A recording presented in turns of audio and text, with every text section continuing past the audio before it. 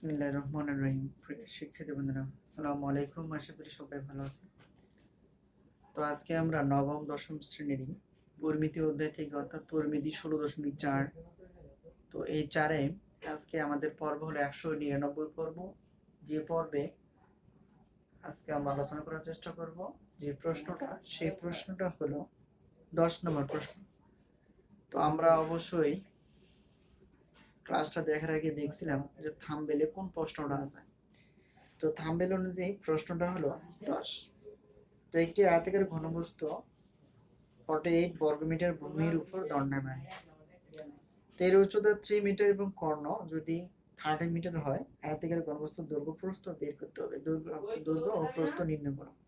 ঠিক আছে? তো এইটা, তো এখানে কি কি তথ্য আছে সেটাকে ভাবতে হবে। প্রথম, আয়তাকার ঘনবস্তু। দ্বিতীয়, ভূমির দৈর্ঘ্য বা একটা ক্ষেত্রফল দেওয়া আছে, এটা উচ্চতা দেওয়া আছে, কর্ণ দেওয়া আছে এবং আয়তাকার ঘনবস্তুর দৈর্ঘ্য প্রস্থ বের করতে হবে। তো ঠিক আছে, তো প্রশ্নটা আমরা কিন্তু দেখছি, তো এখানে শুধু অ্যানসার করব। তো জায়গার অনেক প্রয়োজন, তো এখানে আমাদের 10 নম্বর প্রশ্নটা। ঠিক আছে, তো এটাকে আমরা ধরে নিতে পারি আয়তাকার ঘনবস্তুর দৈর্ঘ্য প্রস্থ বের করতে বলছে, তো এটাকে আমরা ধরে নিলাম। মনে করি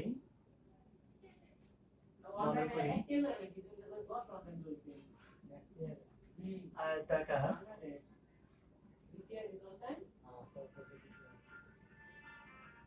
ঘনবস্তুর, তো আয়তাকার ঘনবস্তুর দৈর্ঘ্য, এটাকে আমরা ধরে নিব। তো দৈর্ঘ্যকে ধরে নিব এ, কারণ আমরা দৈর্ঘ্যকে এ দ্বারা প্রকাশ করছি বা সূত্রও পড়ছি আয়তাকার ঘনবস্তু। তো এটাকে এককগুলো কিসের ছিল, তো এককগুলো দেখি আমরা, এককগুলো সবগুলাই আমাদের মিটার আছে, তাহলে এটা আমরা মিটারে ব্যবহার করব। ঠিক আছে, তো এটা আমরা মিটার লিখলাম। তো এরপর প্রস্থর মান বের করতে বলছে, অর্থাৎ প্রস্থটা আমরা বের করে নিব। ঠিক আছে, তো অর্থাৎ এখানে আমরা লিখব ডট আয়তাকার ঘনবস্তুর, এখানে আমরা প্রস্থ লিখব। তো প্রস্থ লিখব বি মিটার। তো আয়তাকার ঘনবস্তুর দৈর্ঘ্য প্রস্থ এবং আয়তাকার ঘনবস্তুর উচ্চতা, তো এখানে উচ্চতা, তো উচ্চতাকে আমরা সি দ্বারা প্রকাশ করি। তো উচ্চতা একটু ভালো করে লিখলাম। আচ্ছা, হ্যাঁ, অর্থাৎ উচ্চতাকে সি দ্বারা প্রকাশ করি, কিন্তু এখানে উচ্চতার মানটা কিন্তু দেওয়াই আছে অলরেডি 3 মিটার। তো এটা তো দেওয়া আছে, এটা তো আমরা লিখতে পারি, অর্থাৎ 3 মিটার। 3 মিটার এটা দেওয়া আছে। তো আয়তাকার ঘনবস্তুর দৈর্ঘ্যের মান বের করতে বলছে, প্রস্থর মানও বের করতে বলছে। এখানে কিন্তু দৈর্ঘ্য, প্রস্থ, উচ্চতার মানটা দেওয়া আছে সি, উচ্চতাকে আমরা সি দ্বারা প্রকাশ করি। তো এটার মান দেওয়া আছে এখানে 3 মিটার। তো এটার উপর ডিপেন্ড করে আগে কিছু তথ্য আছে, সেটা হলো আমরা লিখতে পারি। হ্যাঁ, কর্ণ দেওয়া আছে, তারপর আচ্ছা, তারপর দেখো প্রথমেই এইটি আয়তাকার ঘনবস্তুর 48 বর্গমিটার ভূমির। তো ভূমির এটা বর্গমিটার মানে এটাকে একটু ক্ষেত্রফল, তো একটু ক্ষেত্রফল এটা লিখতে হবে, অর্থাৎ ক্ষেত্রফল। ক্ষেত্রফল, তো ক্ষেত্রফলকে আমরা কি দ্বারা প্রকাশ করি, ক্ষেত্রফল অর্থাৎ আয়তাকার দৈর্ঘ্য গুণন প্রস্থ অর্থাৎ এবি। তো এটার ক্ষেত্রফল দেওয়া আছে 48 বর্গ মিটার, বর্গমিটার। ঠিক আছে, অর্থাৎ ক্ষেত্রফল এবি, এটাকে অর্থাৎ ক্ষেত্রফল কিসের ক্ষেত্রফল, আয়তাকারের ক্ষেত্রফল দৈর্ঘ্য গুণন প্রস্থ অর্থাৎ এবি। এটা একটা ভূমির ক্ষেত্রফল, এটা লিখতে পারতাম। তো যাই হোক, একটাই শুধু লিখলাম, ক্ষেত্রফল এবি 48 বর্গমিটার। ঠিক আছে, তো এরপর আমাদের কিছু তথ্য আছে, সেটা হলো কি কর্ণ। এখন আমরা লিখতে পারি কর্ণ। তো কর্ণর মানটা দেওয়া আছে। তো যাই হোক, এখানে কর্ণের সূত্রটা কিন্তু আমরা জানি, তো পরে লিখবো এটা। তো কর্ণ দেওয়া আছে এখানে কত, 13 মিটার। তো 13 মিটার আছে, বা 13 মিটারটা খুব সুন্দরভাবে দিয়ে দিলেন। আয়তাকার ঘনবস্তুর দৈর্ঘ্য এ, প্রস্থ বি, উচ্চতা সি, মান দেওয়া আছে, এটা সি মান। ক্ষেত্রফল এ বি 48 বর্গমিটার এবং কর্ণ 13 মিটার। তো এটার উপর ডিপেন্ড করে আয়তাকার ঘনবস্তুর দৈর্ঘ্য প্রস্থ নির্ণয় করতে হবে। তো কোন কাজটা করলে আমরা খুব সহজেই কিন্তু দৈর্ঘ্যের মান এবং প্রস্থর মান বের করতে পারি। তো দেখো, এখানে কর্ণ একটা দেওয়া আছে, এই মানটা। তো এই সূত্রটা যদি আমরা নিয়ে নিই, তো দেখো এখানে এর মান নাই, বির মানও নাই, তার মানে এখানে আমরা বসাতে পারবো না কিছু। আর যদি কর্ণ নেই তো কর্ণের সূত্র আমরা জানি root of A square plus B square plus C square, কিন্তু এ স্কোয়ার বি স্কোয়ার না মান বসাতে পারলো, সি এর মানটা অন্তত বসা যায়, অর্থাৎ সি এর মানটা 3। তো যাই হোক এখানে আমরা শর্ত অনুসারে লিখতে পারি, অর্থাৎ শর্ত অনুসারে, তো শর্ত অনুসারে এখানে লিখলাম শর্ত অনুসারে যে শর্তটা কর্ণ, তো কর্ণ কার কর্ণ, এটা আয়তাকার ঘনবস্তুর কর্ণ, এখানে মান আছে 30 মিটার, এখানে লিখলাম না।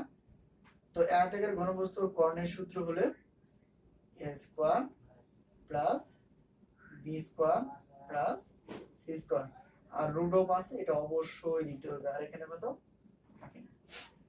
তো এখানে যার যার মান আছে সেটাকে বসা দিতে হবে, এর মান নাই এটা আমাদের বের করতে হবে, বির মানও নাই এটা আমাদের বের করতে হবে।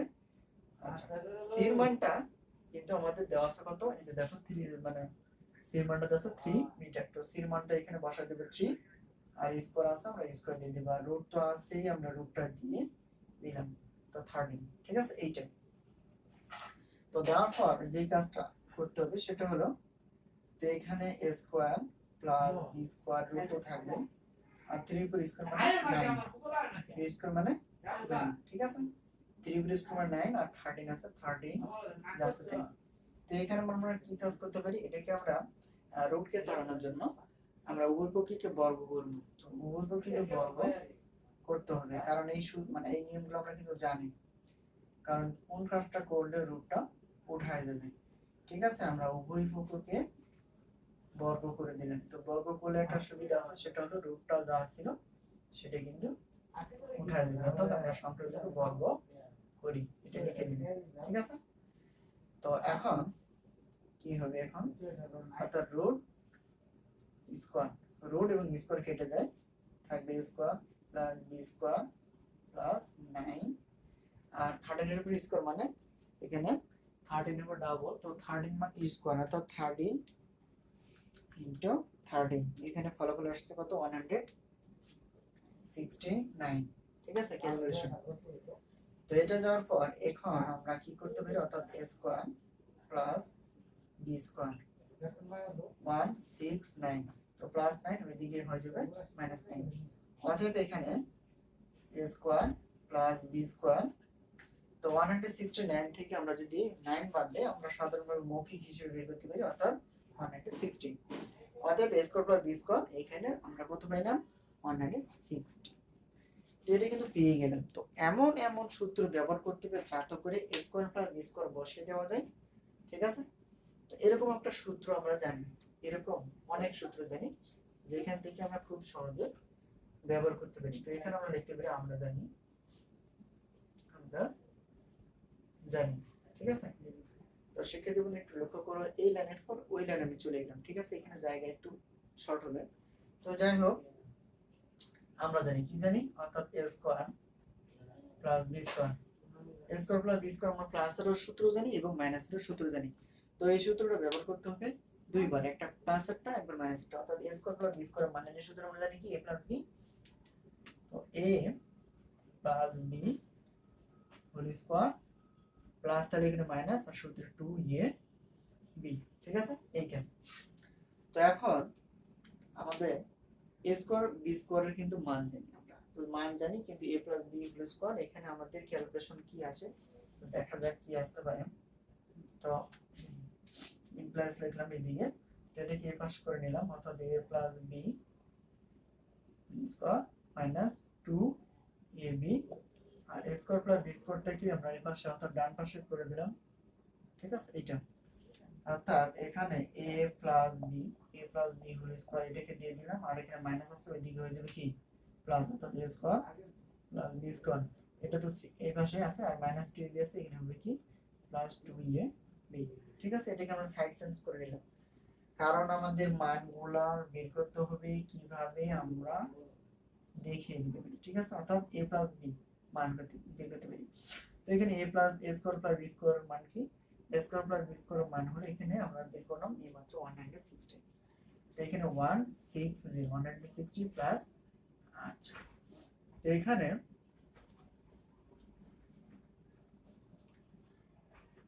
এখানে আমরা 2 দিয়ে দিলাম ইনটু ab এর মান কত, ab এর মানও কিন্তু এখানে আমাদের দেওয়া আছে, অর্থাৎ 1 যে 4/8 অর্থাৎ 4/8 এটাকে ক্যালকুলেশন করলে a প্লাস b স্কয়ার অর্থাৎ এটাকে আমরা ক্যালকুলেশন করলে কত হবে ক্যালকুলেটর আছে এটা বের করি অর্থাৎ 2 গুণন 48 96 অর্থাৎ এখানে একটা যা আছে তাই এটা 96 এটাকে আমরা যোগ করে দেব কত দিয়ে 160 এটা আসবে কত 256 200 a প্লাস b স্কয়ার দিয়ে দিলাম তো এখানে যোগ করলে কত আসবে 256 তো এটাকে আমরা কি করে দেব রুট করে দেব তো রুট করে দিলে সিঙ্গেল চলে আসবে অর্থাৎ a প্লাস b এর মান কত পাবো এটাকে রুট করে দিলে কত আসে এখানে আসবে 16 অর্থাৎ 16 ঠিক আছে তো এইভাবে আমাদের এখানে দেখো a প্লাস b মান পেয়ে গেলাম তো a প্লাস b মান যদি পেয়ে যাই তাহলে a প্লাস b মান যদি আমরা পেয়ে যাই তাহলে খুব সহজে কিন্তু আরেকটা কাজ করতে পারি অর্থাৎ এটা একটা সূত্র একবার মানে ইউজ করলাম পরেরটা একই হবে অর্থাৎ a square plus b square যখন আমরা মাইনাসে অর্থাৎ মাইনাসের সূত্রটা ইউজ করব তখন এই জায়গা হবে প্লাস 2ab তো এক চান্সে আমি এখানে নিয়ে নিলাম অর্থাৎ a মাইনাস b এটাকে ঘুরে নিলাম ঠিক আছে a স্কয়ার তো এটা এই পাশে হয়ে যাবে অর্থাৎ a square plus b square ঠিক আছে এখানে প্লাস হবে এদিকে মাইনাস অর্থাৎ এটা চেঞ্জ হয়ে যাবে ঠিক আছে একবারে করে নিই অর্থাৎ এটাকে আমরা এই পাশে নিয়ে নিলাম এটাকে এই পাশে করে দিলাম তখন এটার সঙ্গে আর দেখো a minus b whole square plus 2b থাকবে এই পাশে তো প্লাসটা দিয়ে এদিকে মাইনাস তো একবার আমরা করে নিলাম শর্টকাট করে তো যাই হোক না কেন এখানে আমাদের এর মান অর্থাৎ a মাইনাস b তার উপরে whole square a square plus b square a square plus b square মান একই অর্থাৎ 160 মাইনাস 2 ইনটু ab এর মান অর্থাৎ ab এর মানটা এখানে বসাই দিব 48 তো এখানে calculation a minus b whole square আচ্ছা এখানে তো 160 মাইনাস অর্থাৎ 96 তো 96 চলে আসবে তো এখন গুণ করলে 96 চলে আসবে এখান থেকে 160 থেকে তো 160 থেকে 96 বাদ দিলে কত 6 কত আসবে 64 চলে আসবে তো এখানে আমি এই পাশে আবার লাইনে চলে গেলাম এই লাইনে চলে গেলাম তো এখানে আমরা কত পাইলাম a minus b whole square a minus b whole square এখানে আমরা ক্যালকুলেশন করে চলে আসবে 64 তো 64 কত এখান থেকে বাদ দিলে আমরা কত পাবো 64 পাবো তো এটাকে আমরা রুট করে দিব অবশ্যই রুট স্কয়ার কেটে দিব অর্থাৎ a মাইনাস b তো a মাইনাস b এটা রুট করলে হবে 18 তো এখানে একটা কাজ করা উচিত ছিল এখানে আমরা একটা সমীকরণ দিতে পারি এখানে একটা সমীকরণ অর্থাৎ এক সমীকরণ দুই সমীকরণ তো এক নং সমীকরণ আর দুই নং সমীকরণ যদি আমরা কি করে দিতে পারি যোগ করে দিতে পারি তো এক নং সমীকরণ কোনটা হবে তো এক নং সমীকরণ হলো এই যে ঠিক আছে তো এই সমীকরণ থেকে আমরা a প্লাস b অর্থাৎ a plus b equal to 16 আর a মাইনাস b এটাকে হ্যাঁ এটা আমরা কি করে দেব যোগ করে দেব তো এখানে a টাই একটা দুই হবে 2a plus plus b minus b কেটে যাবে আর যোগ করলে কত হবে 24 ঠিক আছে অর্থাৎ এখানে a মান বের হবে অর্থাৎ দুই দ্বারা ভাগ করলে কত 12 দেবে না 24 তো এর মান বের করতে পারলাম তো এর মান বের হওয়া মানে আমাদের দৈর্ঘ্যের মানটা বের হয়ে যাওয়া তো ঠিক তেমনি অপোজিট হিসেবে আমরা এক নং সমীকরণ থেকে পরেরটাকে বিয়োগ করে দিলে কি ফলাফল আসে সেটা আমরা দেখব অর্থাৎ a প্লাস b 16 আর a মাইনাস b সমান 8 তো এখানে আমাদের বিয়োগ করতে হবে এটা আমাদের সরি এখানে প্লাস আছে মাইনাস এখানে প্লাস আছে মাইনাস এখানে প্লাস আছে মাইনাস মাইনাস আছে প্লাস আর প্লাস আছে মাইনাস তো এখানে প্লাসে আর মাইনাসে কেটে যাবে প্লাস b আর প্লাস b যোগ করলে হবে 2b আর 16 থেকে 8 বাদ দিলে কত হবে 8 আর এখানে আমরা b এর মান বের করতে পারি 4 দেবে না ঠিক আছে এটা কি আমরা বলে দেব হ্যাঁ ভাগ করে দিলে 4 দিবে না অর্থাৎ 4 ঠিক আছে তো দেখি আমাদের উত্তরটা সঠিক আছে কিনা তারপর আরেকবার ভালোভাবে ডিটেইলস ভাবে বোঝার চেষ্টা করব চিন্তার কোনো কারণ নাই তো শিক্ষার্থী বন্ধু একটু ধৈর্য সহকারে অবশ্যই দেখতে হবে এটা গুরুত্বপূর্ণ একটা অধ্যায় যেখান থেকে প্রত্যেক বছর আমাদের প্রশ্ন হয়ে থাকে এখানে 16.4 এর কত নম্বর জানি 10 নম্বর না, হ্যাঁ একটা 12 মিটার আর একটা হলো 4 মিটার। ঠিক আছে, তো এখানে আমরা উত্তরটা লিখবো, কি লিখবো তাহলে, অর্থাৎ এখানে সংক্ষেপে লিখবো আয়তাকার ঘনবস্তু দৈর্ঘ্য। তো সংক্ষেপে লিখলাম দৈর্ঘ্য কি এর দ্বারা প্রকাশ করা হয়, যার মান পেয়ে গেলাম কত 12 মিটার, 12 মিটার। আর অর্থাৎ প্রস্থকে, অর্থাৎ আয়তাকার ঘনবস্তুর প্রস্থর মান এটাকে মি, এটার মান মানে পাওয়া গেছে কত 4। ঠিক আছে, 4 এটা মিটার। তো এইটাই কিন্তু আমাদের প্রশ্নের অ্যান্সার। ঠিক আছে, এটা আমরা অ্যান্সারটা দিয়ে দিলাম। তো শিক্ষার্থী বন্ধুর প্রশ্নটা ছিল কি এবং অ্যান্সারটা বের হলো কি, সেটাকে ব্যবহার দেখো, প্রশ্নটা আরেকবার বোঝার চেষ্টা করি যে কিভাবে প্রশ্নটা আমাদের হয়ে গেল। ঠিক আছে, তো প্রশ্নটা, এই প্রশ্নটা আরেকবার আলোচনা করে তারপর দেখি অ্যান্সারটা করা যায় কিনা।